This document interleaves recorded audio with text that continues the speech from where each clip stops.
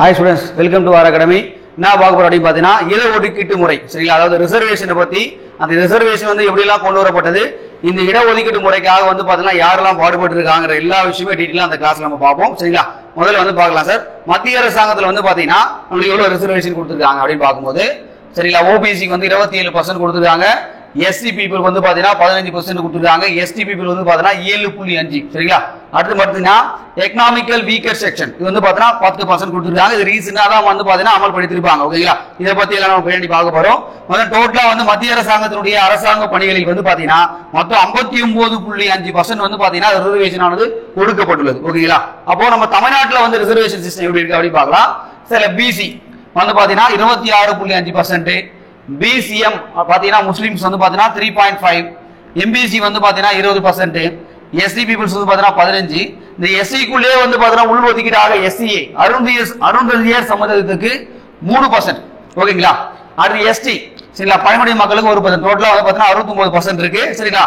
இப்போ இந்த ரிசர்வேஷன் ஆனது உருவாக்கப்பட்டுள்ளது. இந்த ரிசர்வேஷன் எப்படிலாம் உருவானது, அதனுடைய படிநிலைகள் எப்படிலாம் உருவாகி ஃபைனலா அந்த ஸ்டேஜ் வந்து நின்றுக்கிறத இந்த வீடியோ நம்ம டீடைலா நம்ம பார்க்கலாம் சரிங்களா. சரி ஓகே சார், முதல்ல வந்து இந்த இட ஒதுக்கீடு முறையானது எதுக்காக கொடுக்கப்படுகிறது என்ற முதல்ல நம்ம தெரிஞ்சுப்போம்.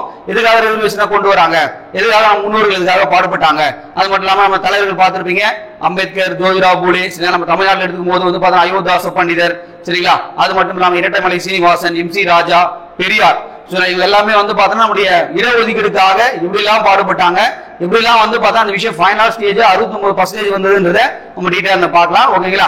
ஃபர்ஸ்ட் ஏன் சார் ரிசர்வேஷன் வேணும், இடஒதுக்கீடு வந்து வழங்குவதற்கான காரணம் என்ன ஓகேங்களா. ஒண்ணுல சார், அந்த காலகட்டத்தில் வர்ணாசிரம முறை என்பது ஒரு காலகட்டத்தில் இருந்தது. அப்போ ஜாதிய பாகுபாடு என்பது நிறைய இருந்தது. அப்போ ஒரு குறிப்பிட்ட ஜாதி மக்கள் மட்டும் தான் சில விஷயங்கள் வந்து ஏகபோக வாழ்க்கையை வாழ்ந்தார்கள். சில சமுதாய மக்கள் என்ன பண்ணாங்கன்னா ஏகபோக வாழ்க்கையை வாழவில்லை சரிங்களா. அப்போ அவங்க அடிமைத்தனமா வாழ்ந்தாங்க. அப்போ ஜாதி முறை என்பது ரொம்ப கடுமையா இருந்தது ஓகேங்களா. அது மட்டும் இல்லாம அந்த சமூகத்தில் நலிவடைந்த மக்களின் மீது இழைக்கப்பட்ட அநீதிகள் ஓகேங்களா. அது மட்டும் இல்லாம அந்த காலகட்டத்தில் உங்களுக்கே தெரியும், பெண்கள் கூட வந்து பாத்தீங்கன்னா கல்வி கற்க மாட்டாங்க. அந்த தாழ்த்தப்பட்ட பழங்குடி மக்கள் யாருமே வந்து பாத்தீங்கன்னா பொது வீதிக்கு செல்லக்கூடாது, அரசாங்க பணிக்கு செல்லக்கூடாது. அது மட்டும் இல்லாம அடிமை வாழ்க்கை தான் வாழ்ந்தாங்க ஓகேங்களா. இது மாதிரி விஷயம் எல்லாம் அவங்களுக்கு இருந்தது. அது மட்டும் இல்லாம கல்வி கூடங்களுக்கே அனுமதிக்கப்படவில்லை. அது மாதிரி விஷயம் எல்லாம் நீங்க படிச்சிருப்பீங்க. ஏன்னா அம்பேத்கரே வந்து பாத்தீங்கன்னா அவருடைய கல்வி கூடங்கள் என்பது அவர் பின்னாடி வந்து ஒரு சாக்கு போய் போட்டு படிக்க கொண்ட காலம் எல்லாம் இருந்தது ஓகேங்களா. அப்போ இடஒதுக்கீடு எதுக்காக வேணும்னு தெரிஞ்சு வச்சுங்க. அதுக்கு பாருங்க, சமூக அடக்குமுறை ஓகேங்களா. அப்போ ஒரு குறிப்பிட்ட சமூகம் மட்டும் தான் படிக்கணும், பிற சமூகங்கள் படிக்க கூடாதுன்ற விஷயம் கூட இருந்தது. பின்தங்கிய வகுப்பினருக்கு சமமான வாய்ப்பு பெற வேண்டும் என்றதுக்காக தான் என்ன பாத்தீங்கன்னா ரிசர்வேஷன் இங்க கொடுக்க வராங்க ஓகேங்களா. அப்ப அந்த ரிசர்வேஷனுக்காக வந்து பாத்தீங்கன்னா எதுக்காக ரிசர்வேஷன் கொடுக்க போறான்ற காரணங்களை முதல்ல தெரிஞ்சு வச்சுங்க ஓகேங்களா. இந்த ரிசர்வேஷன் வந்து எப்ப இருந்து பேசப்படுகிறது அப்படின்றத நம்ம பார்ப்போம். இங்க பாருங்க சார், ஆங்கிலேய ஆட்சி காலத்தில் இடஒதுக்கீடு எப்படி இருந்தது நம்ம பார்க்கலாம். ஃபர்ஸ்ட் பாருங்க, 1854 நீதிமன்ற ஆணை சரிங்களா. நீதிமன்ற ஆணை என்ன சொல்றாங்க அப்படின்னு பாத்தீங்கன்னா, தாழ்த்தப்பட்ட மக்களுக்கு சரிங்களா அவங்களுக்கு வந்து பள்ளிக்கூடங்களை ஓபன் பண்ணுங்க சொல்லிட்டு சொல்றாங்க சரிங்களா. 1854 தாழ்த்தப்பட்ட மக்களுக்கு பள்ளிக்கூடங்கள் சரிங்களா. ஆனால் அப்போது இருக்கக்கூடிய ஆதிக்க சமூகமானது தாழ்த்தப்பட்ட மக்களுக்கு பள்ளிக்கூடங்கள் ஏற்படுறது வந்து பாத்தீங்கன்னா ரொம்ப எதிர்ப்பு தெரிவிக்கிறாங்க ஓகேங்களா. அது மட்டும் இல்லாம 1865 இங்கிலாந்தில் உள்ள இந்திய அமைச்சர் அவரே ஆணை போறார் சரிங்களா. இங்க இருக்கக்கூடிய தாழ்த்தப்பட்ட மக்களுக்கும் பழங்குடி மக்களுக்கும் நீங்க என்ன பண்ணா ஸ்கூல்ல வந்து ஓபன் பண்ணுங்க சொல்லிட்டு சொல்றாரு, ஆணை போறார். இருந்தாலும் இது ஏகப்பட்ட எதிர்ப்புக்கு உள்ளாகிறது சரிங்களா. அது மட்டும் இல்லாம 1872 நீங்களே படிச்சிருப்பீங்க, மேயோ பெருமுடைய ஆட்சி காலத்தில் இந்தியாவில் முதலில் வந்து பாத்தீங்கன்னா மக்கள் தொகை கணக்கு வந்து எடுக்கப்பட்டிருக்கும். அந்த மக்கள் தொகை கணக்கு வந்து பாத்தீங்கன்னா யார் வந்து ஆணையரா இருந்தார் அப்படின்னு பாத்தீங்கன்னா அங்க பாருங்க, மக்கள் தொகை கணக்கெடுப்பினுடைய ஆணையராக கோர்னிங் என்பவர் இருந்தார் சரிங்களா. அவர் என்ன சொல்றாரு பாருங்க, ரொம்ப முக்கியமான ஒரு வசனம் சொல்லிக்காரு பாருங்க, அரசாங்கம் மக்களை பிராமண கண்ணாடி கொண்டு பார்க்கிறது எனவும் அரசாங்கம் பிற மக்களை கண்டு கொள்ளவில்லை என்றும் சொல்லப்பட்டிருக்கிறது. அப்போ அந்த காலகட்டத்தில் பிராமண ஆதிக்கம் என்பது எப்படி இருந்திருக்கு பாருங்க. ஒரு ஆங்கிலேய அரசாங்கத்தால் நியமிக்கப்பட்ட ஒரு ஆங்கிலேய அதிகாரி என்ன சொல்லி பாருங்க, அரசாங்கம் மக்களை பிராமண கண்ணாடி கொண்டு பார்க்கிறது எனவும் அரசாங்கம் பிற மக்களை கண்டு கொள்ளவில்லை. அப்போ மிக பிற்படுத்தப்பட்ட சமூகங்கள் இல்ல தாழ்த்தப்பட்ட சமூகங்கள் யாரையுமே வந்து கண்டுகொள்ள என்று சொல்லிட்டு ஒரு பிரிட்டிஷ் அரசாங்கத்தினுடைய உயர் அதிகாரியே சொல்லியிருக்காரு ஓகேங்களா. அதுல இருந்து நான் விஷயங்கள் நடந்துன்னு பார்க்கும்போது இங்க பாருங்க சார், அடுத்து பார்க்கலாம். 1882 சரிங்களா, அதாவது ஹண்டர் கமிஷன், ஜோதிராவ் பூலே சரிங்களா, ஜோதிபா பூலே அப்படின்னு சொல்லுவாங்க சார், உங்களுக்கு தெரிஞ்ச விஷயம் தான். 1881 சரிங்களா, ரிப்பன் பெருமுடைய ஆட்சி காலத்தில் மக்கள் தொகை கணக்கானது நடத்தப்பட்டிருக்கும். முதல்ல வந்து இந்தியா முழுவதும் ஒரு முதல் மக்கள் தொகை கணக்கு முழுமையாக நடத்தப்பட்டது என்பது ரிப்பன் ஆட்சி காலத்தில் தான் சரிங்களா. அப்போ எடுக்கும்போது அவங்க என்ன சொல்றாங்க, ஜாதி வாரியா கணக்கெடுப்பு பண்ணுங்க, யாரெல்லாம் வந்து பாத்தீங்கன்னா இந்த ஜாதியில வந்து பாத்தீங்கன்னா எத்தனை மக்கள் வந்து வேலைக்கு போயிருக்காங்க, இந்த மக்களுக்கு பிரதிநிதித்துவம் கிடைச்சிருக்கா இல்லையான்ற அளவுக்கு வந்து பாத்தீங்கன்னா டீட்டெயிலான ரிப்போர்ட்டை கொடுங்கன்னு சொல்லிட்டு இந்த அண்டர்கூயும் இந்த ஜோதிபாய் ஊழியர் வந்து பாத்தீங்கன்னா அப்பயே இடஒதுக்கீடு பத்தி பேசியிருக்காங்க. இப்போ பேசியிருக்காங்க 1882 பேசியிருக்காங்க. ஓகேங்களா, அடுத்து பார்க்கலாம் சார். 1885 சென்னை மாகாண அரசு சரிங்களா, சென்னை மாகாணம் அப்படியே மெட்ராஸ் சரிங்களா பிரசிடென்சி வந்து என்ன பண்ணிருக்காங்க அப்படின்னு பாத்தீங்கன்னா தாழ்த்தப்பட்ட மக்கள்னு சொல்லிட்டு பள்ளி ஓபன் பண்ணிட்டாங்க. ஓகேங்களா, என்ன விஷயம் அப்படின்னு நம்ம தமிழ்நாட்டில் வந்து பாத்தீங்கன்னா எல்லாமே எல்லா மாநிலங்களை விட இந்தியாவில் இருக்கக்கூடிய எல்லா மாநிலங்களை விட தமிழ்நாடு என்பது ஒரு சமூக நீதிக்கு ஒரு பெயர் பெற்ற மாநிலம் என்று நிறைய அறிஞர்கள் சொல்லியிருக்காங்க. ஓகேங்களா, இத பார்க்கலாம். ஃபர்ஸ்ட் பாருங்க ஒரு ரிப்போர்ட் வருது 1891 த்ரீ மென் கிரே. இந்த த்ரீ மென் கிரே யார் அப்படின்னு பாத்தீங்கன்னா செங்கல்பட்டினுடைய ஆட்சியாளர். இவர் என்ன ரிப்போர்ட் சொல்றாரு பார்க்கலாம். சரிங்களா, ஒண்ணு இல்ல சார், இது வந்து பாத்தீங்கன்னா நில வருவாய் வரல. ஏன் நில வருவாய் வரலன்னும் போது வந்து ஆங்கில அரசாங்கம் கேள்வி கேட்குது. அதுக்கு அவர் ரிப்போர்ட் கொடுக்குறார். இவருடைய தாழ்த்தப்பட்ட மக்கள் வந்து பாத்தீங்கன்னா பள்ளிக்கூடங்களுக்கு போகிறது இல்ல, பொது வீதியில் நடக்க வருது இல்ல, அது மட்டும் அடிமைகளாக விற்கப்படுகிறார்கள். அது மட்டும் தரசி நிலங்களா நிறைய மாறி போச்சு, இவங்க வேலை செய்யல. அப்போ ஒரு ஜமீன்தாரி முறை ரயத்வாரி முறை இந்த மாதிரி சிஸ்டங்கள் இருக்கிறதுனால அந்த மக்கள் வந்து இந்த மாதிரி வேலைகள் செய்ய மாட்டாங்க. அப்போ இங்க இருக்கக்கூடிய தரிசு நிலங்களை நம்ம வந்து அந்த தாழ்த்தப்பட்ட மக்களுக்கு கொடுத்தா அவங்க விவசாயம் பண்ணி நம்மளுக்கு வந்து நில வருவாய் என்பது அதிகமாக வரும் என்ற ஒரு காரணத்துக்கு ஒரு ரிப்போர்ட் கொடுக்குறார். ஓகேங்களா, அந்த ரிப்போர்ட்ல பஞ்சமி மக்களுக்கு மட்டும் நிலங்கள் கொடுக்க வேண்டும் என்றதாக சொல்லப்படுகிறது. அதான் பாருங்க 1992 12 லட்சம் ஏக்கர் பஞ்சமி நிலங்கள் வந்து பாத்தீங்கன்னா தாழ்த்தப்பட்ட ஒடுக்கப்பட்ட மக்களுக்கு கொடுக்கப்படுகிறது. ஓகேங்களா, ஆங்கில அரசாங்கத்தால் கொடுக்கப்படுகிறது. என்ன காரணம் அப்படின்னு பாத்தீங்கன்னா நில வருவாயை உயர்த்த வேண்டும் என்ற காரணத்தால் கொடுக்கப்படுது. ஓகேங்களா, அடுத்து பார்க்கலாம் சாருங்க. பஞ்சமர் பள்ளியும் ஓபன் பண்றாங்க. ஓகேங்களா, உங்களுக்கு நீங்களே படிச்சிருவீங்க. அயோத்திதாச பண்டிதர், சிங்காரவேலர் இவங்க எல்லாரும் என்ன பண்ணிருப்பாங்க தாழ்த்தப்பட்ட மற்றும் ஒடுக்கப்பட்ட மக்களுக்கு பஞ்சமர் பள்ளிகள் வேண்டும் என்று சொல்லிட்டு அவங்க சொல்லியிருப்பாங்க. ஓகேங்களா, அப்போ இங்க பாருங்க சார், இருந்தாலும் இந்த பஞ்சம நிலமானது பாத்தீங்கன்னா ஒரு பெரிய ஒரு இங்க வந்து பாத்தீங்கன்னா பெரிய இந்த வட ஆற்காடு மாவட்டங்கள் திருநெல்வேலி சொல்லக்கூடாது திருவண்ணாமலை மாவட்டங்கள்ல வந்து பாத்தீங்கன்னா நிறைய நிலங்கள் இருந்தது. ஓகேங்களா, இந்த நிலங்கள்ல வந்து பாத்தீங்கன்னா பஞ்சம நிலங்கள் வந்து பாத்தீங்கன்னா சில உயர் ஜாதி பீப்புள் எல்லாமே என்ன பண்ணிருக்காங்கன்னா அந்த நிலங்கள் எல்லாமே வாங்கி அந்த மக்களை ஏமாத்தி இருக்காங்க. அதனால தமிழ்நாடு அரசாங்கம் 2011 இங்க பாருங்க 2011 தமிழ்நாடு அரசு பஞ்சமி நில மீட்பு குழுவானது ஏற்படுத்தப்பட்டது. அப்போ பஞ்சமி நிலமானது அந்த மக்கள்கிட்ட இல்ல, அந்த நிலமானது வேற ஒரு உயர் ஜாதி மக்களால் பறிக்கப்பட்டு ஏகபோக வாழ்க்கையை வாழ்ந்திருக்காங்க. அது மீண்டும் தாழ்த்தப்பட்ட ஒடுக்கப்பட்ட மக்களுக்கு கொடுக்கணும்னு சொல்லிட்டு ஒரு கமிஷன் போட்டிருக்காங்க. அந்த குழு வந்து ஏற்படப்பட்டது 2011. சில ரொம்ப முக்கியமான ஒரு விஷயம். ஓகேங்களா, அடுத்து வேற என்ன விஷயம் நடந்ததுக்கு நம்ம பார்க்கலாம். அடுத்து 1892 சென்னை வகுப்பு வாரி பிரதிநிதித்துவம் அப்படின்னு சொல்றாங்க. சரிங்களா, பிரதிநிதித்துவம் 128/2 ஒரு அரசாணையை ரிலீஸ் பண்றாங்க. ஓகேங்களா, அப்போ சென்னை மாகாணம் என்பது ஒரு முன்னுரிமையான மாநிலமா இருக்கு. அப்போ என்ன சொல்றாங்கன்னா வகுப்பு வாரி பிரதிநிதித்துவம் என்ற விஷயத்தை இங்க பேசுறாங்க. அப்போ வந்து பாத்தீங்கன்னா ஒரு பிராமண சமூகம் பிராமணர் அல்லாத மக்களுக்கும் வேலை வாய்ப்பில் வந்து பாத்தீங்கன்னா ஒரு சம உரிமை வழங்க வேண்டும் சொல்லி ஒரு அரசாணை பிறப்பிக்கிறாங்க. அதான் வந்து 128/2 என்ற அரசாணை. ஓகேங்களா, அடுத்து பார்க்கலாம் சார். 1891 ஆதி திராவிட மகாஜன சபை. சரி, ஆதி திராவிட மகாஜன சபை யார் ஏற்படுத்தப்பட்டதுன்னா அயோத்திதாச பண்டிதரால் ஏற்படுத்தப்பட்டது. சரிங்களா, இவர் வந்து பாத்தீங்கன்னா இவரும் சொல்லி இவர் தாழ்த்தப்பட்ட ஒடுக்கப்பட்ட மக்களுக்காக நிறைய பாடுபட்டிருக்காரு. ஓகேங்களா, அது மட்டும் இல்லாம அந்த பஞ்சமர் பள்ளியில் ஏற்படுவதுதான் முக்கியமான காரணமா இருந்தாரு. சரி, அப்ப அந்த அயோத்திதாச பண்டிதர் வந்து பாத்தீங்கன்னா நம்ம தமிழ்நாட்டிலே வந்து சமூக சீர்திருத்தவாதிகளுடைய ஒரு முன்னோடி என்று பெரியாரே சொல்லிட்டு போயிட்டார். ஓகேங்களா, அப்ப திராவிட மகாஜன சபையை வந்து ஆரம்பிச்சிருப்பாரு. ஓகேங்களா, இந்த மாதிரி விஷயங்கள் அவர் படிப்பார். இருந்தாலும் அவருடைய கடைசி காலகட்டத்தில் அவர் பௌத்த மதம் சார்ந்து பார்த்தீங்கன்னா சாக்கிய பௌத்த சங்கம் என்ற அமைப்பு கூட ஏற்படுத்துவார். ஓகேங்களா, அது கூட நம்ம போவேனா. பட் இருந்தாலும் அயோத்திதாசனுடைய பங்கீடு என்பது இந்த இடஒதுக்கீடு என்பது ஒரு மிகப்பெரிய முக்கியமான ஒரு அத்தியாயம் நம்ம சொல்ல முடியும். ஓகேங்களா, அடுத்து பாருங்க சார். 1909 சரிங்களா பிரிட்டிஷ் கவர்மெண்டால் கொண்டு வரப்பட்ட விண்டோ மார்லி சீர்திருத்தம். சரி, இதான் வந்து பாத்தீங்கன்னா இந்தியாவிலே முதல் இடஒதுக்கீடு பார்த்து பாத்தீங்கன்னா முஸ்லிம்களுக்கு தனியாக கொடுக்கப்பட்டது. அதனால வந்து ஒரு பிரிந்தாள கொள்கை என்பது எல்லாரும் வர்ணிக்கப்பட்டது. அது மட்டும் இல்லாம இந்த விண்டோ பிரபு வகுப்பு வாரி பிரதிநிதித்துவத்தினுடைய தந்தை என்று அழைக்கப்படுகிறார். ஓகேங்களா, அப்போ இவங்க என்ன சொல்றாங்க, முஸ்லிம்களுக்கு இடஒதுக்கீடு தராங்க. முதல்ல முஸ்லிம்களுக்கு இடஒதுக்கீடு கொடுக்கப்பட்ட சட்டம் எதுவும் கேட்கலாம் எக்ஸாம்ல.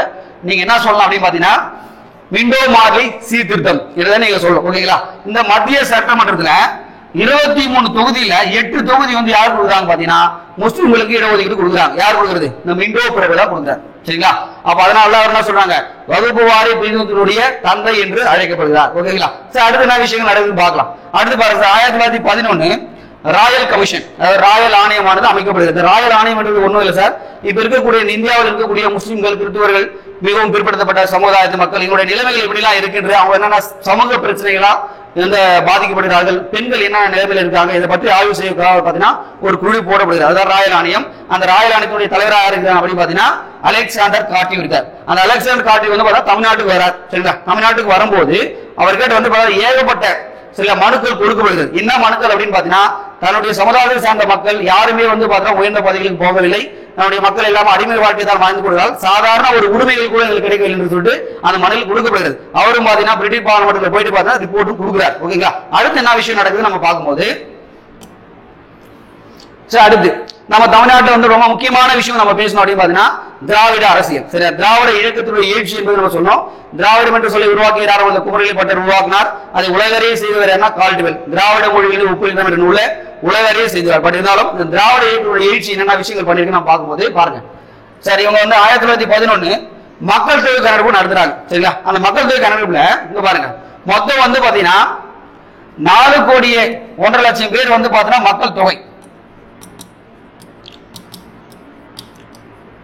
சரிங்களா, இதுல ஒரு 4 கோடிக்கு குறையாம யார் இருக்காங்கன்னா பிராமணர் அல்லாத மக்கள் இருக்காங்க. யாரு? பிராமணர் அல்லாத மக்கள்.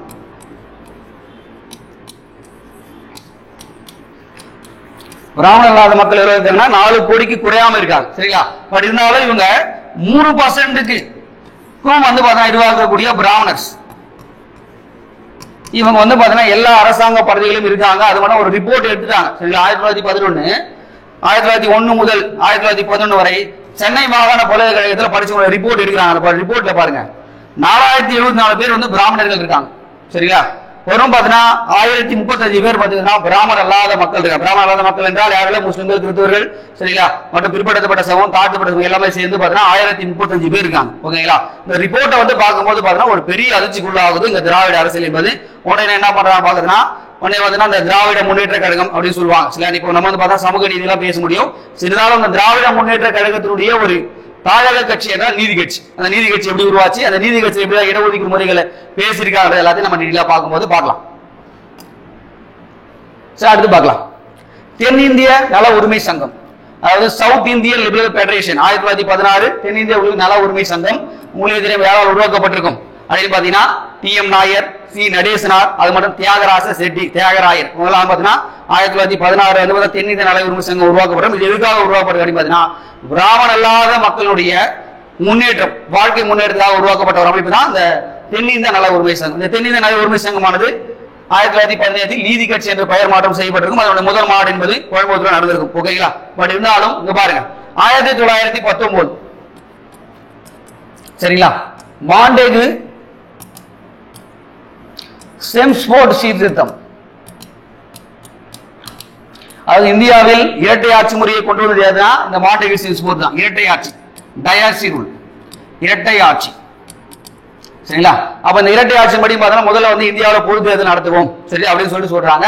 அப்ப நடந்த தேர்தல் வந்து பாருங்க 1920 பொது தேர்தல் நடக்குது. இந்த முதல் பொது தேர்தலில் சரிங்களா தமிழ்நாட்டில் சென்னை மாகாணம் ஏன்னா வந்து பாத்தீங்கன்னா காங்கிரஸ் ஐஎன்சி வந்து பாத்தீங்கன்னா இந்திய தேசிய காங்கிரஸ் வந்து பாத்தீங்கன்னா 1920 எலெக்ஷன்ல வந்து பார்ட்டிசிபேட் பண்ண மாட்டாங்க. என்ன காரணம் அப்படின்னு பாத்தீங்கன்னா ஒத்தியாமை இயக்கம் நடந்துட்டு இருக்கும். காந்தியடிகள் சொன்னா சட்டமன்ற புறக்கணிப்பு என்ற விஷயத்தை பேசியிருப்பாரு. பட் இருந்தாலும் இங்க தமிழ்நாட்டில் இருக்கக்கூடிய தியாகராஜ செட்டி, டி.எம். நாயர், சி. நடேசன் என்ன பண்ணிருப்பாங்கன்னா எலெக்ஷன்ல நம்ம போட்டி போடுவோம், போட்டி போட்டு நம்ம வந்து மக்களால் தேர்ந்தெடுக்கப்பட்ட பிரதிநிதியாக போய் சட்டமன்றத்தில் லெஜிஸ்லேட்டிவ் அசெம்பிளில போய் நம்ம கேள்வி கேட்கலாம். அந்த மாதிரி விஷயங்கள்லாம் அவங்க பண்ணிருப்பாங்க.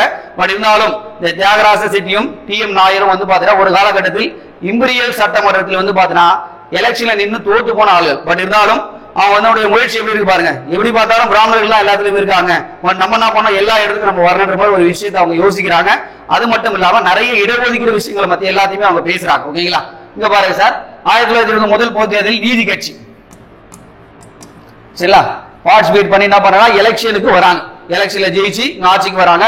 வந்தவனே பார்த்தா ஒரு கம்யூனிவல் ஜிஓ பாஸ் பண்றாங்க. பாருங்க 1921 முதல் பிரதிநிதித்துவ அரசாணையை பாஸ் பண்றாங்க. என்ன சொல்றாங்க பாருங்க, அரசாங்க வேலை வாய்ப்புகள், கல்வி கூடங்கள் எல்லாத்திலையுமே வந்து பாத்தீங்கன்னா என்ன இடஒதுக்கீடு கொடுக்குறாங்க பாருங்க. பிராமணர்கள், பிராமணர் அல்லாத இந்துக்கள், இந்திய கிறிஸ்துவர்கள், முஸ்லிம்கள், ஐரோப்பியர்கள் மற்றும் ஆங்கிலோ இந்தியர்கள் அப்ப எல்லாருக்குமே என்ன சொல்றாங்கன்னா ஒரு பிரதிநிதித்துவ அரசாணை நம்ம கொடுக்கணும், அது மக்கள் தொகைக்கு ஏற்ப கொடுக்கணுன்ற மாதிரி பேசுறாங்க. சரிங்களா, ரொம்ப முக்கியமான ஒரு ஜீவோ. இதை பாஸ் பண்ணது யாருன்னா சுப்பராயு என்ற ஒரு முதலமைச்சர் தான் அதை பாஸ் பண்ணிப்பாரு. ஏன்னா தியாகராஜ செட்டி வந்து நீதி கட்சியோட தலைவராக எப்பவுமே இருந்துட்டு போயிருப்பாரு. ஓகேங்களா, அடுத்து என்னென்ன விஷயங்கள் நடந்திருக்கும் பார்க்கும்போது நம்ம அடுத்து வந்து பார்க்கலாம். முனுசாமி சரிங்களா, முனுசாமி நாயுடு என்பவர் வந்து பாத்தீங்கன்னா நீதி கட்சியில் ஒரு முதலமைச்சர் இருந்த காலகட்டம் இருக்கு. பட் இருந்தாலும் அவருடைய தீர்மானம் என்பது ரொம்ப முக்கியமான ஒரு தீர்மானம் கொண்டு வர. என்ன தீர்மானம் கொண்டு வர பாருங்க. 100 ரூபாய்க்கு மேல் சம்பளம் வாங்கும் உத்தியோகமாக இருந்தால் 75% மக்கள் அதை அடையும் வரை இந்த அரசாணை 7 ஆண்டுகள் இருக்க வேண்டும் அப்படின்னு சொல்லியிருப்பார். ஓகேங்களா. அதாவது 1921ஆம் ஆண்டு கொண்டு வரப்பட்ட முதல் பிரதிநிதித்துவ அரசாணையானது இன்னும் 7 ஆண்டு நீடிக்கிறது. எப்படி சொல்ற பாருங்க. 100 ரூபாய் சம்பளம் வாங்கக்கூடிய உத்தியோகமா இருந்தா கூட அது 75% மக்கள், ஒரு 100 பேர் இருக்காங்கன்னா ஒரு 75 பீப்புள் மக்களாவது அந்த 100 ரூபாய்க்கு மேல சம்பளம் வாங்குற அளவுக்கு வந்தா மட்டும்தான் அந்த அரசாணை வந்து நம்ம நீக்கணும், இல்லைன்னா அந்த அரசாணை தொடர வேண்டும் சொல்லியிருப்பார். இதான் முனுசாமியுடைய தீர்மானம். இந்த தீர்மானத்தை இங்க பாருங்க SRK சண்முகம் என்ன சொல்லிருக்காரு பாருங்க. இந்த வரலாற்று முக்கியத்துவம் வாய்ந்த தீர்மானம் நாம் நிறைவேற்றினால் நம் எதிர்கால சந்ததி நம்மையெல்லாம் நமது நாட்டுக்கு உரிமை வாங்கி தந்தார் என்றே கொண்டாடப்படும். அப்போ இது மாதிரி ஒரு தீர்மானத்தை நம்ம கொண்டு வரணும். நம்ம எதிர்கால சந்ததிகளே வந்து பார்த்தா நம்முடைய உரிமைகளை மீட்டு கொடுத்துருக்காங்க அன்றைக்கு மாதிரி வந்து பாத்தீங்கன்னா பேசப்படும் என்று சொல்லி யார் சொல்றது?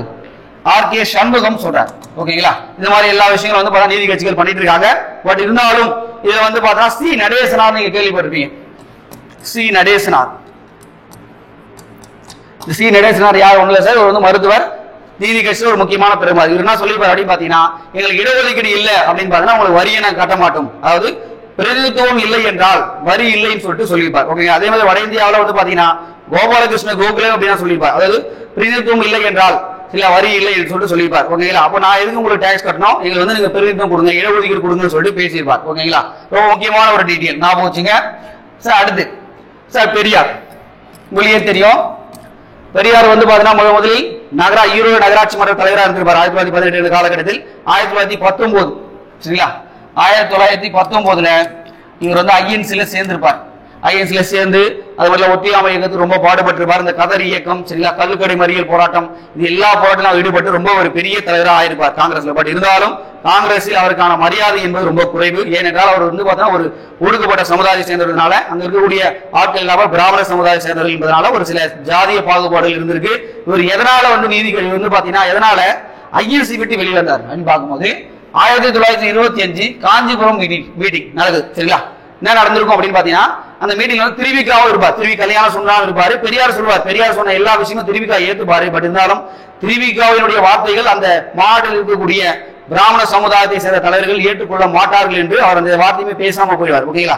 என்ன கேட்டுவார்? ஒண்ணுல சார் ரிசர்வேஷன் தான் கேட்டுப்பார். அதாவது வகுப்பு வாரி பிரதிநிதித்துவம் நீங்க கொடுக்கணும், சில எலெக்ஷன்ல பார்ட்டிசிபேட் பண்றது நீங்க கொடுக்கணும், தலைவர் பதவி, உறுப்பினர் பதவி, செயலாளர் பதவி எல்லா பதவியிலுமே வந்து பாத்தீங்கன்னா ஒரு பிரதிநிதித்துவமானது நீங்க கொடுக்கப்பட வேண்டும் சொல்லிட்டு பெரியார் கேட்டுருவார். ஆனால் இந்த பெரியாருடைய கோரிக்கைகள் எல்லாம் நிராகரிக்கப்பட்டதால் அவர் பெரியார் வந்து 1925 இருந்து வெளிவந்து அவர் சுயமரியாதை இயக்கத்தை அவர் ஆரம்பிச்சிருப்பார். ஓகேங்களா. இருந்தாலும் இந்த ஒரு காரணம் ரொம்ப முக்கியமான காரணம். அது மட்டும் இல்லாம சேரன் மாதேவி குருகுலம் திருநெல்வேலி மாவட்டத்தில் சேரன் மாதேவி குருகுலத்தில் வந்து பாத்தீங்கன்னா ஜாதிய பாகுபாடு காரணமாக உணவு பரிமாற்றம் நடந்திருக்கும். ஓகேங்களா. அதாவது உயர் சாதி சமூகம் சார்ந்த மக்கள் ஒரு குறிப்பிட்ட காலத்துல உடனும் அவங்க போயிட்டு இங்க வந்து தாழ்த்தப்பட்ட ஜாதி உணவு, இந்த மாதிரி உணவு பாகுபாடு இருந்தது. அதனால வந்து பெரியார் இந்த 2 காரணங்களாக தான் வந்து ஐஎன்சி விட்டு வெளிவந்துருவார். ஓகேங்களா. ஏன் வந்து பாத்தீங்கன்னா முக்கியமான விஷயம் சொல்லணும் அப்படின்னு திருநெல்வேலியில் கூடிய அந்த சேரன் மாதேவி குருகுலம் வாவே சுப்பிரமணியம் நடத்தப்பட்ட ஒரு முக்கியமான ஒரு சரிங்களா ஒரு பள்ளி. அந்த பள்ளியில இருந்து இந்த மாதிரி ஜாதி பாகுபாடு பார்க்கும்போது அவர் அதை விட்டுட்டு வெளியே வந்துட்டார். ஓகேங்களா. அப்போ பெரியார் வந்து பாத்தீங்கன்னா பாருங்க 1925 வெளியே வந்துட்டு நீதி கட்சியுடைய கொள்கைக்கு ஆதரவு தெரிவிக்கிறார். ஓகேங்களா. ஐஎன்சி இருந்தார். ஏன்னா நீதி கட்சியும் ஐஎன்சி என்பது ஒரு ஆப்போசிட் பார்ட்டி மாதிரி இருந்தாங்க. பட் இருந்தாலும் ஐஎன்சி விட்டு வெளியே வந்ததுக்கு அப்புறமா நீதி கட்சியுடைய கொள்கையெல்லாம் பாக்குறாரு. சில இப்ப நம்மளுடைய மக்களுக்கு தேவை முக்கியமா வந்து விடுதலை கிடையாது, நம்ம மக்களுடைய வாழ்க்கையினுடைய உரிமைகளை பாதுகாக்கப்படும் சொல்லிட்டு அவருடைய நீதி கட்சியுடைய கொள்கை எல்லாத்தையுமே ஏத்துட்டு நம்ம நீதி கட்சியுடைய கொள்கைக்கு வரார். ஓகேங்களா. அவர் வந்து பாத்தீங்கன்னா சில விஷயங்கள் பண்றாரு. பட் இருந்தாலும் 1926 சுப்பராயன் அமைச்சரவை. இது எப்படி அமைச்சரவை நடந்திருக்கும் அப்படின்னு பாத்தீங்கன்னா, இது நீதி கட்சியினுடைய ஒரு நிழலாட்சின்னு சொல்லுவாங்க, ப்ரோக்சி அப்படின்னு சொல்லுவாங்க. நீதி கட்சியினுடைய நிழலாட்சி அப்படின்னு சொல்லியிருப்பாங்க. ஏன்னா சுப்பராயன் வந்து யார் அப்படின்னு பாத்தீங்கன்னா, இவர் நீதி கட்சியில இருந்து சுயராஜ்ய கட்சிக்கு போயிட்டு கடைசியில வந்து பாத்தீங்கன்னா 1926 இந்த காலகட்டத்தில் சரிங்களா இங்க வந்து பாத்தீங்கன்னா சுயராஜ்ய கட்சி ஜெயிச்சிருப்பாங்க. சார் சுயராஜ்ய கட்சி ஒண்ணும் இல்ல சரிங்களா. காந்தி வந்து ஒத்தியாமையின் காரணமாக நம்ம சட்டமன்றத்துக்கு போகணும்னு சொல்லியிருப்பாங்க. பட் இருந்தாலும் காந்தியுடைய முக்கியமான ஒரு விஷயம் என்னன்னா, இந்த சௌரா சமம் 22 காவலர்கள் கொல்லப்பட்டதுனால என்ன நடந்தது அப்படின்னு பாத்தீங்கன்னா அவர் அரசு பண்ணி உள்ள போட்டுருவாங்க. பெரிய தலைவர் யாருமே இல்லாதனால இவங்க என்ன பண்ண சுயராஜ்ய கட்சி என்ற ஒரு கட்சியை மோதிலால் நேரும் சிஆர் தாஸும் வந்து பாத்தீங்கன்னா ஓபன் பண்ணிருப்பாங்க. சில இவங்க என்ன பண்ணிருப்பாங்கன்னா, நம்ம வந்து ஒரு எலெக்ஷன்ல நிற்போம், மக்களால் தேர்ந்தெடுக்கப்பட்ட பிரதிநிதி மூலமா நம்ம சட்டமன்றத்தில் போயிட்டு நம்ம எல்லா கொஸ்டினுமே கேட்போன்ற மாதிரி அவர் வந்து சொல்லியிருப்பார். அதே மாதிரி இங்க தமிழ்நாட்டில் வந்து யார் இருந்திருப்பாங்கன்னா சத்தியமூர்த்தி இருந்திருப்பார். அதனால சீனிவாச சாஸ்திரி இருந்திருப்பாரு, சீனிவாச ஐயங்கர். சரிங்களா, இவங்க 2 பேரும் இருந்திருப்பாங்க. சரிங்களா, இப்போ இங்க வந்து பாத்தீங்கன்னா நீதி இந்த சுயராட்சி கட்சி 1926 வெற்றி பெறுகிறது. வெற்றி பெற்றாலும் காந்தியுடைய ஒரு கொள்கையாக நம்ம சட்டமன்றத்துக்கு வந்து போலாம். பட் இருந்தாலும் முதலமைச்சர் பதவி ஏற்றுக்கூடாதுன்னு முடிவு பண்றாங்க. உடனே பாத்தீங்கன்னா ஒரு சுயேட்சை வேட்பாளர் இருக்கக்கூடிய இந்த சுப்பராயனை முதலமைச்சராக இருக்கார். இது வந்து நீதி கட்சியுடைய சப்போர்ட்டும் இருக்கு, நீதி கட்சி ஆப்போசிட்டா இருக்காங்க. சுயராட்சி கட்சியுடைய சப்போர்ட்டோட ஒரு சுயேட்சை வேட்பாளர் இருக்கக்கூடிய சுப்பராயன் வந்து அமைச்சரவை அமைக்கிறார். இது வந்து பாத்தீங்கன்னா ஒரு சுயேட்சை அமைச்சரவைன்னு சொல்லுவாங்க 1926. இந்த அமைச்சரவையில அது மட்டும் இல்லாம இந்த சுப்பராயனை வந்து என்ன சொல்றாங்கன்னா கருப்பு குதிரை அப்படின்னு சொல்லுவாங்க. கருப்பு குதிரைன்னு கூட சொல்லுவாங்க. சரிங்களா, ரொம்ப முக்கியமான விஷயம் ஞாபகம் வச்சுங்க. சார் என்ன சார் விஷயம் இவர் பண்ணியிருக்காருன்னு பார்க்கலாம். ஒரு கோட்டா முறையை கொண்டு வர கோட்டா சிஸ்டம். சரிங்களா, எல்லாருக்கும் ரிசர்வேஷன் கொடுக்கின்ற மாதிரி விஷயம் பேசுறாரு. அது யாரோட தலைமையில் போடுறாரு பாருங்க, ராம் முத்தையா தலைமையில் வந்து பாத்தீங்கன்னா ஒரு கமிஷனை போடுறாங்க. அந்த கமிஷன் என்ன பண்ணுது அப்படின்னு பாத்தீங்கன்னா பிராமணர் அல்லாத மக்களுக்கு வந்து பாத்தீங்கன்னா 44% ரிசர்வேஷன் கொடுத்துருக்காங்க. முஸ்லிம்களுக்கு வந்து பாத்தீங்கன்னா 14%. சரிங்களா, அடுத்து வந்து ஆதி திராவிடர்கள் வந்து பாத்தீங்கன்னா 8% கொடுத்துருப்பார். ஓகேங்களா, இந்த அரசாணையை பார்த்து நம்முடைய பெரியார் என்ன சொல்லி முத்தையா வாழ்க அப்படின்னு சொல்லிட்டு தன்னுடைய குடியரசு இயதில் வந்து பார்த்தா சொல்லியிருப்பார். இது எக்ஸாம்ல கேட்கறதுக்கான வாய்ப்புகள் இருக்கு. நல்லா நான் பெரியார் வந்து அரசாணை வரவேற்றார். ஓகேங்களா, அதுக்கடுத்து வந்து பார்க்கும்போது வந்து பாத்தீங்கன்னா நம்முடைய தமிழ்நாட்டினுடைய வகுப்புவார பிரிவுடைய தந்தை யார் அப்படின்னு பார்த்தா நம்மளுடைய ராம் முத்தையா தான். சரிங்களா, தமிழ்நாட்டினுடைய வகுப்புவார பிரிவுடைய தந்தை யார்? ராம் முத்தையா. சரிங்களா, ஞாபகம் வச்சுங்க. சார் இருந்தாலும் இந்த மாதிரி விஷயங்கள்லாம் பேசப்படுது. பட் இருந்தாலும் இன்னைக்கு இருக்கக்கூடிய ஆதிக்க சமூகமான சில எல்லா விஷயங்களும் பண்றாங்க. அதனால வந்து சில இன்னொரு அறிக்கைகள் கொடுக்குறாங்க. சரிங்க, பாருங்க சாமன் குழு உங்களே தெரியும் 1919ஆம் ஆண்டு சரிங்களா ஏற்றை ஆட்சி முறை கொண்டு வந்திருக்கும். அது மாதிரி முதல் பொது தேர்தல் நடந்திருக்கும். அந்த பொது தேர்தல் மூலமாக மக்களுக்கு ஏதாவது சமூக முன்னேற்றங்கள் ஏற்பட்டிருக்கா இல்ல எப்படிலாம் வந்து பாத்தீங்கன்னா டாக்ஸ் எல்லாம் கலெக்ட் ஆயிருக்கு, மக்கள் ரொம்ப இதுவாக தான் இருக்காங்க, அந்த மாதிரி ஆய்வு செய்திருக்காங்க. சைமன் குழுவால் போடப்படுகிறது 1927. சரிங்களா, சைமன் குழுவில் யாரும் ஒரு இந்தியர் குழு இல்லைன்னு சொல்றதுக்காக இந்த சைமன் குழுவான எதிர்ப்பு தெரிவிக்கப்பட்டிருக்கும். இது 1927 பம்பாய்க்கு வந்திருப்பாங்க. இதனால எல்லாருக்குமே சைமனை திரும்பி போல சொல்லியிருப்பாங்க. பட் இருந்தாலும் 1929 இங்க சென்னைக்கு வருவாங்க. தமிழகம் வருகை பெறும் சைமன் குழு. இந்த சைமன் குழு வரவேற்ற முதலமைச்சர் யாரா நம்மளுடைய சுப்பராயன் தான் வந்து வரவேற்றிருப்பார். அது மட்டும் இல்லாம பெரியாரும் இதை வரவேற்றிருப்பார். சரிங்களா, பெரியாரும் வரவேற்று. ஏன்னா அவருடைய கொள்கை என்பது விடுதலை என்பது வேண்டும் என்று சொல்றது காந்தி. ஆனா இப்படி வந்து பாத்தீங்கன்னா என்ன சொல்றாங்கன்னா விடுதலை எனக்கு வேணாம், எங்க அடிப்படை உரிமையில முதல்ல நீ கொடு, நான் வந்து என்னுடைய வாழ்க்கையில எல்லா விஷயம் நான் பார்த்துன்ற மாதிரி இவங்க பேசுறான். ஓகேங்களா, சரி அடுத்து என்னென்ன விஷயங்கள் நடந்திருக்கு நான் பார்க்கும்போது சரி அடுத்து பாருங்க 1931 இரண்டாவது வட்டமேசை மாநாடு நடந்திருக்கும். எங்க நடந்திருக்கும்? லண்டன்ல நடந்திருக்கும். இங்க வந்து தமிழ்நாட்டில் வந்து சேர்ந்தவர் இரட்டமலை சீனிவாசனும் MC ராஜாவும் கலந்துருப்பார். ஓகேங்களா, 3 வட்டமேசை மாநாட்டில் கலந்து கொண்டவர் ஏன்னா டாக்டர் BR அம்பேத்கர் கலந்து கொண்டிருப்பார். இந்த டாக்டர் BR அம்பேத்கர் வந்து இரண்டாவது வட்டமேசை மாநாட்டில் இங்க பாருங்க ஏட்டமலை சீனிவாசன் மற்றும் MC ராஜா 2 பேருமே கலந்துட்டாங்க. ஓகேங்களா, கலந்து கொண்டதுக்காக அவன் என்ன சொல்றாங்கன்னா என்னுடைய மக்கள் எல்லாருமே படிக்க முடியல, பொது இடங்களுக்கு போக முடியல, அரசியல் வந்து பாத்தீங்கன்னா எந்த ஒரு ஈடுபாடும் இல்ல, சட்டமன்றத்தில் இது பண்ண முடியல, அதெல்லாம் கம்பல்சரி என்ன பண்ணும் அப்படின்னு பாத்தீங்கன்னா இடஒதுக்கீடு கொடுக்கணும்னு சொல்லிட்டு பேசப்பட்டிருக்கும். அதனால 1932 வகுப்புவாத அறிக்கை யார் இது பண்ண காமன்வெல்த் அவார்ட் அப்படின்னு சொல்லுவாங்க. ராம்சே மெக்டொனால்ட் அப்போது பிரிட்டிஷ் இங்கிலாந்தினுடைய பிரதமராக இருக்கக்கூடிய ராம்சே மெக்டொனால்ட் வந்து பாத்தீங்கன்னா ஒரு அறிக்கை கொடுக்கிறார். என்ன சொல்றாரு பாருங்க, சட்டமன்றத்தில் உங்களுக்கு 71 இடமானது கொடுக்கப்படும் அப்படின்னு சொல்லிட்டு யார் சொல்றது? ராம்சே மெக்டொனால்ட் சொல்ற. அம்பேத்கருக்கு வாக்குறுதி கொடுக்கப்படுகிறது. பட் இருந்தாலும் காந்தியடிகள் இந்த தீர்மானத்தை எதிர்க்கிறார். என்ன காரணம் அப்படின்னு பாத்தீங்கன்னா இது வந்து என்னுடைய பிரிந்தாலும் கொள்கை என்று இல்ல பிரிந்தாலும் சூழ்ச்சி என்று சொல்லப்படுகிறது. என்ன விஷயம்னா காந்தியுடைய அம்பேத்கரோட கொள்கை என்பது இங்க வேறு. சரிங்களா, என்ன விஷயம் அப்படின்னு பாத்தீங்கன்னா காந்தியுடைய நோக்கம் என்பது இங்க இருக்கக்கூடிய சமுதாய மக்கள் பிரிந்து போயிடுவாங்க. ஏற்கனவே வந்து பாத்தீங்கன்னா இந்தியாவில் இருக்கக்கூடிய இந்துக்களும் முஸ்லிம்களும் ஏற்கனவே பிரிந்தா இருக்காங்க. உன்னதான் இந்துக்கள் இருக்கக்கூடிய அந்த தாழ்த்தப்பட்ட மக்களையும் வந்து பாத்தீங்கன்னா நீங்க பிரிச்சு ரிசர்வேஷன் கொடுத்தீங்க அப்படின்னா இந்தியாவில் எப்படி வந்து தேசிய இயக்கமானது வலுப்பெறும் என்று சொல்லிட்டு காந்தியடிகள் அச்சப்படுகிறார். பட் இருந்தாலும் அம்பேத்கருடைய கோரிக்கை என்பது நான் ஆரம்ப காலத்தில் அடிமைப்பட்டு ஒடுக்கப்பட்டு நான் சமுதாயத்தில் வளர்ந்து நான் வந்து மேல்நிலைக்கு வரது வந்து ரொம்ப பாடுபட்டிருக்கேன். இன்னும் ரிசர்வேஷன் கொடுத்தா நான் இன்னும் வாழ்க்கையில சீக்கிரமா முன்னேறி வருவேன் என்று அம்பேத்கருடைய கோட்பாடு. என்னுடைய கோட்பாடு என்பது எல்லாருமே அவருடைய சூழ்நிலையிலிருந்து பார்க்கும்போது எல்லாமே கரெக்டா தான் தெரியும். 2 தலைவருடைய கோரிக்கை என்பது கரெக்டான ஒரு விஷயம் தான். பட் இருந்தாலும் காந்தியடிகள் எதிர்ப்பு தெரிவித்து சாகும் வரை உண்ணாவிரதம் மேற்கொள்கிறார். எந்த சிறை அப்படின்னா எரவோடா சிறை. சரிங்களா, அடுத்த நான் விஷயம் நடக்குது பாருங்க. உடனே பார்த்தா காந்தியடிகள் பாக்குறாரு. சரிங்களா, உண்ணாவிரதம் போடுறாரு. அம்பேத்கர் பாக்குறாரு என்னடா அது இந்திய தேசிய இயக்கத்திலே வந்து பார்த்தா மிகப்பெரிய தலைவர் யாருன்னு பாத்தீங்கன்னா காந்தியடிகள் தான்.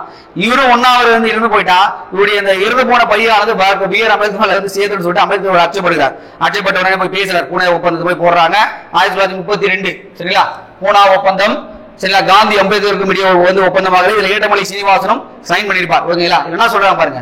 உங்களுக்கு ஆங்கிலேயர் வந்து பாத்தீங்கன்னா 71 தொகுதி கொடுக்குது. சரியா, நான் 148 தொகுதிகள் கொடுக்குறேன், தயவு செய்து வந்து பாத்தீங்கன்னா இது மாதிரி ஒரு விஷயத்தை நீ பண்ணாதன்னு சொல்லிட்டு காந்தியடிகள் கேட்டிருப்பார். அதனால 148 தொகுதிகள் கொடுக்கப்பட்டிருக்கும். தாழ்த்தப்பட்ட மக்களுக்கு ஒடுக்கப்பட்ட தாழ்த்தப்பட்ட மக்களுக்கு 148 தொகுதிகள் கொடுக்கப்பட்டு அவங்க எலெக்ஷன்ல நிற்பாங்க. ஓகேங்களா, இதான் பூனா ஒப்பந்தம். சரிங்களா, இதை ஞாபகம் வச்சுங்க. சரிங்களா, அடுத்து பார்க்கலாம் சார். 1935 இந்திய அரசு சட்டம், இந்தியன் கவர்மெண்ட் ஆக்ட். அவர் இரட்டை ஆட்சி முறையை ஒழிச்ச 1919ஆம் ஆண்டு கொண்டு வரப்பட்ட சட்டங்கள் எல்லாத்தையும் நீத்து போகும்னு சொல்லக்கூடிய சட்டம் எதுனா இந்த இந்திய அரசு சட்டம் தான். இவங்க என்ன சொல்றாங்க பாருங்க. சென்னை மாகாணத்துல, சென்னை மாகாணம் என்பது எல்லாருக்கும் சமூக நீதியான ஒரு மாநிலம் சொல்லிட்டேன். அப்போ சென்னை மாகாணம் எல்லா விஷயமே பண்ணிருக்காங்க பாருங்க.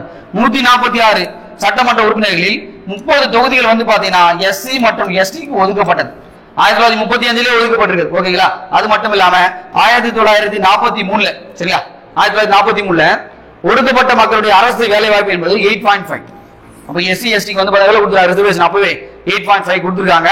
இதோட எண்ணிக்கையான ஒவ்வொரு டைம் மாறிட்டே இருக்கு பாருங்க. 1946 8.5 இருந்தது, 1943 8.5 இருந்தது, 12.5 உயர்ந்தது. சரிங்களா, அடுத்த சார் என்ன விஷயம் நடந்திருக்குன்னு பார்க்கலாம். சரிங்களா, பட் இருந்தாலும் இந்தியா வந்து சுதந்திரம் அடைந்தது. சுதந்திரம் அடைந்ததாக பிறகு வந்து பார்த்தா இந்தியா குடியரசு நாடாக மாறிவிட்டது. ஓகேங்களா, இருந்தாலும் இந்தியா வந்து பார்த்தீங்கன்னா 1951 இந்த காலகட்டத்தில் முதல்வராக யார் இருக்காருன்னா குமாரசாமி தான் இருக்காரு. சரிங்களா, இந்த குமாரசாமி வந்து அவருடைய காலகட்டத்தில் ரிசர்வேஷன் பாருங்க 25%, 15% பிசி, அதாவது பிற்படுத்தப்பட்ட சமூகம், எஸ்சி எஸ்டி. ஓகேங்களா, பழங்குடியினர் மற்றும் சரிங்களா பட்டியலிடப்பட்ட மக்கள் அப்படின்னு சொல்லுவாங்க. பட்டியலிடப்பட்ட மக்கள் பழங்குடியினர்கள். சரிங்களா, எஸ் ஷெட்யூல் காஸ்ட் பீப்புள். சரிங்களா, அது மட்டும் இல்லாமல் ஷெட்யூல் ட்ரைபல்ஸ் எல்லாமே சேர்ந்தா 15%. உங்களுக்கு மட்டும் டோட்டலா வருதுன்னா 40% இருக்கு. இந்த 40% வந்து 1951 குமாரசாமியுடைய ஆட்சி காலத்தில் பின்பற்றப்படுகிறது. பட் இருந்தாலும் என்ன விஷயம், ஒரு பெரிய ஒரு கேஸ் நடக்குது சார். அதான் ரொம்ப முக்கியமான விஷயம். சரிங்களா, இடஒதுக்கீடு ஒரு பெரிய பிரச்சனை வருது. சரிங்களா, 1951 செம்பகராம் துரைராஜன் வழக்கு, செம்பகம் துரைராஜன் வழக்கு. சரிங்களா, அந்த செம்பகம் துரைராஜன் வழக்குல சரத்து. சரிங்களா, அவங்க சொல்றாங்க சார் இந்த செம்பக துரைராஜன் யார் அப்படின்னு பாத்தீங்கன்னா இவர் எங்க கேஸ் போறாருன்னா ஸ்டேட் ஆஃப் மெட்ராஸ் சென்னை உயர்நீதிமன்றத்தில் இந்த கேஸ் போறாரு. என்ன விஷயம் அப்படின்னு பாத்தீங்கன்னா இது வந்து பாத்தீங்கன்னா ஒரு மருத்துவக் கல்லூரியில ஜாயின் பண்ண போறாரு. சரிங்களா, யாருன்னா இவர் மருத்துவக் கல்லூரி. இந்த மருத்துவக் கல்லூரியை ஜாயின் பண்றதுக்கு இவங்க ஃபாலோ பண்ற ரிசர்வேஷன் வந்து தடையா இருக்கிற மாதிரி ஒரு கேஸ் போறாரு. உச்சநீதிமன்றம் உயர்நீதிமன்றம் இந்த கேஸை விசாரிக்கிறாங்க. விசாரிச்சு 2 பேருமே ஒரே தீர்ப்பு தான் கொடுக்குறாங்க. உயர்நீதிமன்றம் சொன்ன தீர்ப்பே தான் உச்சநீதிமன்றம் சொல்லுகிறது. இங்க பார்க்கலாம். சரத்து 15 மொழியே தெரியும், பாகுபாடு காட்டக்கூடாது. சரிங்களா, 15 சொல்லுது பாகுபாடு சரிங்களா காட்டக்கூடாது. சரிங்களா, 16 என்பது அரசு வேலை வாய்ப்பில்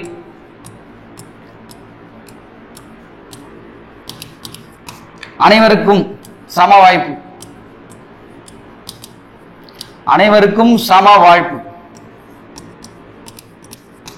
சரிங்களா, அப்படின்னு பார்த்தா சொல்லி கான்ஸ்டிடியூஷன்ல எழுதப்பட்டிருக்கு. ஓகேங்களா, இது சொன்ன விஷயம்னா இந்த ரிசர்வேஷன் ஃபாலோ பண்றதுனால எனக்கு வந்து பாத்தீங்கன்னா மருத்துவக் கல்லூரி இடம் கிடைக்கவில்லைன்னு சொல்லிட்டு கேஸ் போறார். 2 நீதிமன்றமும் ஒரே மாதிரி தீர்ப்பு தான் கொடுக்குறாங்க. என்ன விஷயம் பாருங்களா, 14 உங்களுக்கு ஆர்டிகல் 14 சட்டத்தின் அனைவரும் சமம். 15 சொல்றாங்க பாகுபாடு காட்டக்கூடாது, அது பிறப்பின் அடிப்படையில் ஜாதி மத இன பாகுபாடு காட்டக்கூடாது. அது மட்டும் அரசினுடைய வேலை வாய்ப்புகளில் அனைவருக்கும் சமமான இது கொடுக்கணும், அங்கேயும் பாகுபாடு காட்டக்கூடாது. இந்த ஆர்டிகளுக்கு எல்லாமே இது எதிராக இருக்குன்றதுக்காக திருப்பி என்ன கொடுக்குறாங்க பாருங்க.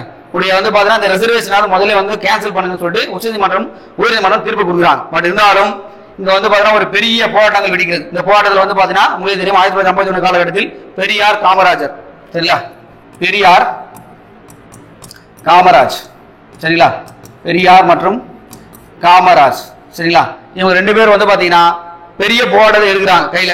ஏன்னா நம்மளுடைய அரசாங்கத்தில் பிற்படுத்தப்பட்ட மக்களுக்கும் தாழ்த்தப்பட்ட மக்களுக்கான வேலை வாய்ப்புகள் பறிபோன்னு சொல்லி பெரிய போராட்டத்தை கையில் எடுக்கிறாங்க. அந்த போராட்டம் பண்ணதுனால சரி நேரு பாக்குறாரு. சரிங்களா, பெரியாராவது பரவாயில்ல, நம்மளுக்கு கொஞ்சம் ஆப்போசிட் கேங்கா இருக்காரு. பட் இருந்தாலும் நேரு வந்து பாத்தீங்கன்னா காமராஜர் வந்து பாத்தீங்கன்னா நம்ம ஐஎன்சில இருந்து கூட இந்திய தேசிய காங்கிரஸ் இருந்து கொண்டே அவர் வந்து ஒரு கோரிக்கை வைக்கிறார். அப்போ காமராஜர் ஒரு பெரிய தலைவர் தான். அவர் சொல்லும் போது ஓகே நம்மளுடைய கட்சியில் இருக்கிற சொல்லும் போது சரி ஓகே நம்ம வந்து என்ன பண்ணலாம்னா ஒரு திருத்தங்களை கொண்டு வருவோம். என்ன திருத்தங்கள் கொண்டு வராம பாருங்க. 1951 இந்த காலகட்டத்தில் முதலாவது அரசியலமைப்பு சட்ட திருத்தமானது கொண்டு வரப்படுகிறது. 9வது அட்டவணையும் உருவாக்கப்படுகிறது. அதாவது 9th ஷெட்யூல் 9வது அட்டவணையும் உருவாக்கப்படுகிறது. சரிங்களா, இதுல 15 நாள். சார் இந்த 15 நாள் நான் சொல்றது அப்படின்னு பாத்தீங்கன்னா சார் முதல்ல என்ன சொன்னேன், ஜாதிய பாகுபாடு காட்டக்கூடாதுன்னு சொன்னோம். பட் இருந்தாலும் இங்க என்ன சொல்றாங்க அப்படின்னு பாத்தீங்கன்னா அந்த மக்கள் சரிங்களா போதுமான வந்து பாத்தீங்கன்னா எந்த இது அவங்களுடைய சமூக மேம்பாட்டின் காரணமாக இப்போ பிற்படுத்தப்பட்ட மக்கள் இல்ல மிகவும் நலிவடைந்த மக்கள் வந்து அவங்களுடைய சமூக மேம்பாட்டுக்காக நம்முடைய அரசாங்கம் ஒரு சிறப்பு அங்கீகாரம் கொடுக்கலாம். அவங்க வந்து சமூக மேம்பாடு பண்றதுக்காக எல்லா விஷயங்களும் பண்ணலான்ற மாதிரி ஆர்டிகல் திருத்துறாங்க. ஓகேங்களா? அது மட்டும் இல்லாம இந்த 16 நாடு இவங்க என்ன சொல்றாங்க பாருங்க, அரசாங்க வேலை வாய்ப்புகளை பிற்படுத்தப்பட்ட மக்களுக்கு போதுமான பிரதிநிதித்துவம் இருக்கா, அப்படி இல்ல அப்படின்னா நீங்க என்ன பண்ண, அரசாங்கமானது சில ரிசர்வேஷன் நீங்க கொடுக்கலாம்னு சொல்லிட்டு சில திருத்தங்களை கொண்டு வந்து என்ன பண்றாங்கன்னா ரிசர்வேஷனால தொடரப்படும் சொல்லிட்டு சொல்றாங்க. ஓகேங்களா? அப்போ இந்த 15 நாள் என்பது அவங்க சமூக மேம்பாட்டுக்காக நம்ம என்ன விஷயம்னா பண்ணலாம். ஓகேங்களா? ஆனா 16 நாள் என்ன சொல்றாங்கன்னா அரசு வேலை வாய்ப்பில் பிற்படுத்தப்பட்ட மக்கள் மற்றும் ஒடுக்கப்பட்ட மக்களுக்கு போதுமான பிரதிநிதித்துவம் இல்லை என்றால் நீங்க என்ன பண்ணலாம் அப்படின்னு பாத்தீங்கன்னா நீங்க ரிசர்வேஷன் கொடுக்கலாம்னு சொல்லிட்டு திருத்துறாங்க. ஓகேங்களா? சரி, அடுத்து பாருங்க, தமிழகத்தில் இடஒதுக்கீடு முறை வருது. 1951 அரசு ஆணையை போட்டாங்க. சரிங்களா? பிசிக்கு 25%, எஸ்சி எஸ்டி 1% கூட்டிட்டாங்க. சரிங்களா? கூட்டி டோட்டல் 41% இருக்கு. அப்போ ஓபன் கோட்டா அப்படின்னு பார்க்கும்போது நம்ம எவ்வளவு பர்சன்ட் வரும், 59% வந்து பாத்தீங்கன்னா ஓபன் கோட்டா, அங்க அனைவரும் போட்டி போடலாம். இங்க 35% பிற்படுத்தப்பட்ட மக்கள், எஸ்சி எஸ்டி வந்து 16%. ஓகே, பட் இருந்தாலும் இதை வந்து ஆய்வு செய்வதற்காக நிறைய கமிஷன்கள் போடப்படுகிறது. ஓகேங்களா? இங்க யார் வந்து பிற்படுத்தப்பட்ட மக்கள், சரிங்களா? உண்மையிலேயே வந்து பாத்தீங்கன்னா இவங்க தான் பிற்படுத்தப்பட்ட மக்களா, ஒருவேளை வந்து உங்க வருமானம் கம்மியா இருந்தா பிற்படுத்தப்பட்ட மக்களா, இல்ல வந்து பாத்தீங்கன்னா வேற எதனா வேலை செஞ்சவங்க பிற்படுத்தப்பட்ட மக்களா அப்படின்னு சொல்லிட்டு பாத்தீங்கன்னா ஒரு கன்ஃபியூஷன் வருது, கவர்மெண்ட்லயே வருது. அப்போ என்ன பண்றாங்க அப்படின்னு பாத்தீங்கன்னா மத்திய அரசாங்கம், சரிங்களா, காகா கலேகர் கமிஷன் ரொம்ப முக்கியமானது. சரிங்களா? முதல் பிற்படுத்தப்பட்ட ஒரு ஆணையமானது யாருடைய தலைமையில் போடப்பட்டது, 1953 காகா கலேகர் கமிஷன். சரிங்களா? முதல் பிற்படுத்தப்பட்ட ஒரு ஆணையம். இது வந்து பாத்தீங்கன்னா அறிக்கை 1955 ரிப்போர்ட் பண்றாங்க. சரிங்களா? பட் இருந்தாலும் இது ஒரு வெற்று காகிதமாக அப்படிதான் இருந்தது, யாரும் நடைமுறைப்படுத்தப்படவில்லை, நேரவே கண்டுக்கல. சரி, 1950 காலத்துல வந்து பாத்தீங்கன்னா பிற்படுத்த மக்கள் யாருன்னு ஒரு ரிப்போர்ட்டிங் கொடுத்தது எங்களுக்கு தெளிவா இல்லைன்ற மாதிரி ஒரு அரசியல் விமர்சனம் எல்லாமே ஆச்சு. ஓகேங்களா? பட் இருந்தாலும் காகா கலேகருடைய கமிஷன் ஆனது முதல் பிற்படுத்தப்பட்ட ஆணைக்காக போடப்பட்ட முதல் கமிஷன். ஓகேங்களா? சரி, அடுத்து பிந்தேஸ்வரி பிரசாத் மெண்டல் 1979 பிபி மெண்டல் கமிஷன் அப்படின்னு சொல்லுவாங்க. அதாவது மொரார்ஜி தேசாயினுடைய ஆட்சி காலத்தில் போடப்பட்ட அந்த மெண்டல் கமிஷன் அறிக்கை வந்து பாத்தீங்கன்னா உடனே 1980 சப்மிட் பண்ணிட்டாங்க.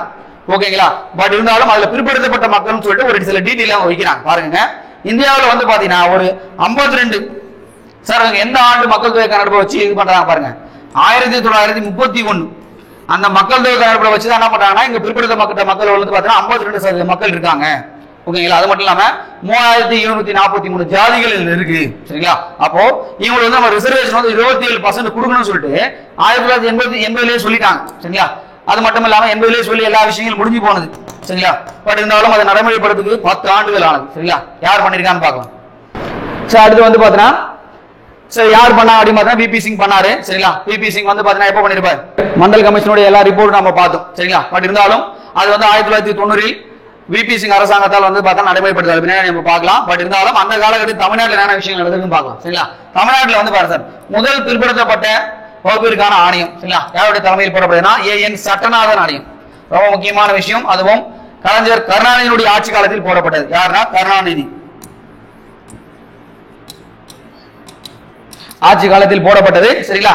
1969 போடப்பட்டிருக்கு. பட் அறிக்கை சப்மிட் பண்ணது எப்ப 70 to 70 தான் சப்மிட் பண்ணிட்டாங்க. சரிங்களா? இவங்க சப்மிட் பண்ண ரிப்போர்ட் வந்து பாத்தீங்கன்னா என்ன பண்றாருன்னா கலைஞர் அவர்கள் பிற்படுத்தப்பட்ட மக்களுடைய ரிசர்வேஷனை உயர்த்துறாரு. என்ன பண்றாரு பாருங்க, 37% உயர்த்துறாரு.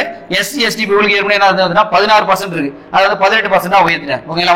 டோட்டலா 49%. அப்போ அனைவரும் போட்டி போடக்கூடிய இடம் என்பது 51% மாறி போச்சு. சரிங்களா? அப்போ 51% என்பது ஓபன் காம்படிஷனா மாத்திட்டாங்க. ஓகேங்களா? அப்ப சட்டநாத கமிஷன் வந்து யாருடைய ஆட்சி காலத்தில் போடப்பட்டதா, கருணாநிதியுடைய ஆட்சி காலத்தில் தான் போடப்பட்டது. சரிங்களா?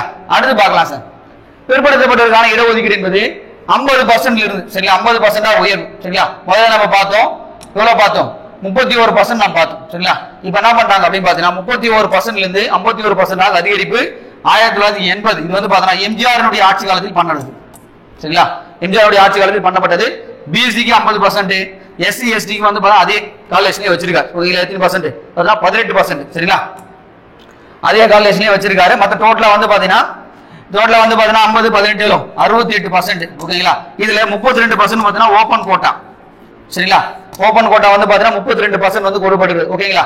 அடுத்த என்ன விஷயங்கள் பண்ணிருக்காங்க பார்க்கலாம். நம்ம தமிழ்நாட்டில் பாருங்க, அது 2வது ஆணையம் போடுறாங்க. 1982 எம்ஜிஆர் ஆட்சி காலத்தில் அம்பாசங்கர் ஆணையம், ரொம்ப முக்கியமான ஒரு ரிப்போர்ட்.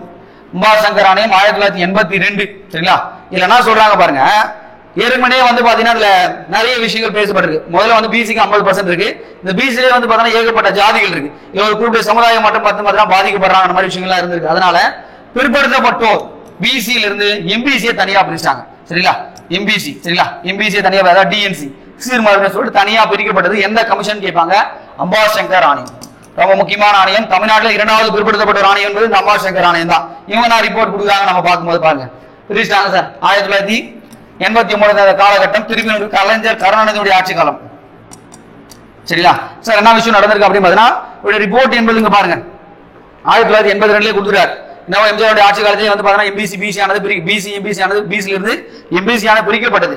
பட் இருந்தாலும் இது வந்து பார்த்தா ஏகப்பட்ட போராட்டங்கள் வெடித்தது தமிழ்நாட்டில். இதுக்காக வந்து பார்த்தா ஏகப்பட்ட சமூகங்கள் சரிங்களா. அதாவது குறிப்பாக சொல்ல வேண்டும் என்றால் வன்னியர் சமூகமானது இதுக்கு வந்து ஏகப்பட்ட போராட்டங்கள் நடத்திருப்பாங்க. அதுக்கு ஏகப்பட்ட பேர் வந்து உயிர் தியாகம் கூட செஞ்சிருப்பாங்க. அதனால பார்த்தா கருணாநிதி அவர்கள் இதுக்கு செவி கொடுத்து சரிங்களா, செவி கொடுத்த போராட்டத்துக்கு செவி கொடுத்து பிசில இருந்து எம்பிசி தனியா பிரிச்சுப்பாங்க. யார் பிரிச்சுன்னா கருணாநிதி தான் பிரிச்சுப்பாரு. 30% வந்து பார்த்தா பிசிக்கும் எம்பிசிக்கு வந்து 20% அப்படி சொல்லி தனியா பிரிக்கிறார். ஓகேங்களா. எஸ்சி எஸ்டிக்கு அதே தான் 18% இருக்கு, 68% பிரிக்கிறான். ஓகேங்களா. சரி ஓகே. பட் இது மாதிரி பிரிச்சிடும். எஸ்சி வந்து 18% இருக்கு சரிங்களா, எஸ்சி எஸ்டி சேர்த்து 18% இருக்கு. பட் இருந்தாலும் அதுல எஸ்டி மக்கள் பாதிக்கப்படுறான்றதுக்காக அவங்களுக்கு தனியா ஒரு % ரிசர்வேஷன் 1990 இதுவும் கலைஞர் கருணாநிதி தான் பண்றாரு சரிங்களா. கலைஞர் கருணாநிதி தான் பண்றாரு. 69% டோட்டல் ஆகுது. ஓகேங்களா. 68 இருந்து என்ன பாருது 69% ஆகுது. அதுவும் பாருங்க எஸ்டிக்கு வந்து பாத்தீங்கன்னா 1%. ஓகேங்களா. அதுக்கடுத்து பாத்தீங்கன்னா பிசிஎம் முஸ்லீமுக்கு எப்படி பிரிச்சாங்க, அப்புறம் வந்து பாத்தீங்கன்னா நம்மளுடைய எஸ்சிஏ அருந்ததி சமூகத்தை எப்படி பிரிச்சாங்க நம்ம பின்னாடி பார்க்கலாம். சரி அடுத்து பட் இருந்தாலும் இதுல வந்து பாத்தீங்கன்னா ஏகப்பட்ட விஷயங்கள் நடக்குது சார். இங்க வந்து பாத்தீங்கன்னா ஒரு கேஸே போடுறாங்க. என்ன விஷயம் கேஸ் போடுறாங்க பாருங்க. Indra Sawhney versus union of the Indian 1992. இந்த கேஸினுடைய முக்கியமான விஷயம் என்ன அப்படின்னு பாத்தீங்கன்னா இங்க பாருங்க சார். விபி சிங் அரசாங்கம் இதனுடைய ஓபிசி 27% ரிசர்வேஷன் வந்து பாத்தீங்கன்னா அமல்படுத்தப்பட்டது 1990. அதனால என்ன பண்ணா தமிழ்நாட்டில் இருக்கக்கூடிய கலைஞர் கருணாநிதி விபி சிங்கை பார்த்து சமூக நீதியினுடைய காவலர் அப்படின்னு சொல்லிட்டு யாரும் சொல்லுவாங்கன்னா விபி சிங் அரசாங்கத்தை சொல்லியிருப்பார். ஓகேங்களா. இவன் வந்து பாத்தீங்கன்னா டோட்டலா சரிங்களா 49.5% இருக்கும். ஓகேங்களா. இங்க பாருங்க இது வந்து பாத்தீங்கன்னா இந்த ரிப்போர்ட் வந்து வந்ததுக்கான முக்கியமான காரணம் கேஸ் வர்றதுக்கான காரணம் பாருங்க. அடுத்து வரக்கூடிய இந்த நரசிம்மராவுடைய அரசாங்கம் அரசு திட்டங்களால் உட்படாத உயர் ஜாதி பிரிவினர் அதாவது எக்கனாமிக்கல் லீகல் செக்ஷன் பேசுறோம் பாத்தீங்களா, அதை நரசிம்மராவ் அப்பயே பேசிட்டு போயிருக்காரு. பாருங்க 10% ரிசர்வேஷன் கொடுங்க சொல்லிட்டு சொல்லியிருப்பார்.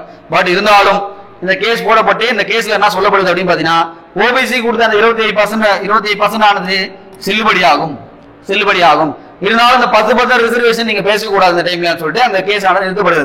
ஓகேங்களா. அது மட்டும் இல்லாம அவங்க ஒரு சில ரிப்போர்ட்டை கொடுக்குறாங்க. என்ன சொல்றாங்க பாருங்க. இந்த 49.5% இருக்கு பாத்தீங்களா, இது ஒரு 0.5 அதாவது 50% கூட 50% மேல போக கூடாது. மேல வந்து ரிசர்வேஷன் எந்த மாநிலத்திலும் இருக்கக்கூடாது சொல்லிட்டு இந்த தீர்ப்பில் கொடுக்கப்படுகிறது.